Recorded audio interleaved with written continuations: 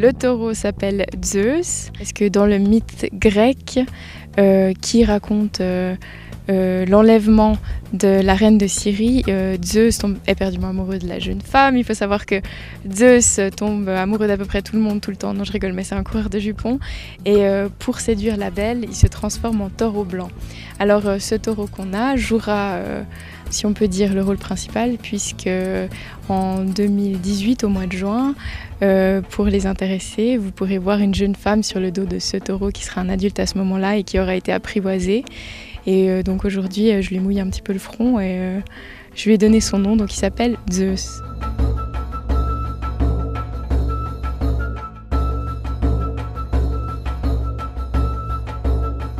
J'ai rencontré Emery il y a à peu près plus d'une année et c'est lui qui a accepté de me suivre dans mon projet au Maroc. Durant le trajet, il m'a parlé de son projet de tragédie. Je fais des études en français et histoire de l'art et je suis passionnée d'archéologie.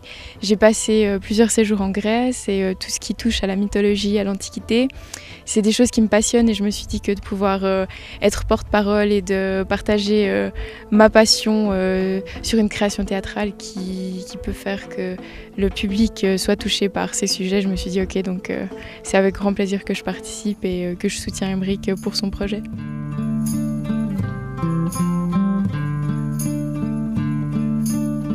Alors le départ, c'était en somme Grèce antique contre Grèce moderne. Ce qui voulait dire que ce qui m'intéressait, c'était la partie Grèce antique qui vient dire la Grèce moderne, qu'ils n'ont pas fait tout juste. C'était ça l'idée de départ. Ensuite, on l'a ouverte à l'Europe. J'aime une mise en scène où on touche le public. Il y a la partie guerre qui est la partie, on pourrait dire, extraordinaire, où on a des grands moyens. Et puis j'aime également les parties un peu plus presque pyrotechnique, on pourrait dire, mais on ne va pas employer de fusée, mais que ça soit un peu explosif, quoi, que ça bouge.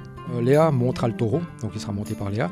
Et puis c'est Europe, la déesse de tir, qui est amadouée par le taureau, on pourrait dire, et puis qui tombe amoureuse du taureau, puis qui part avec le taureau.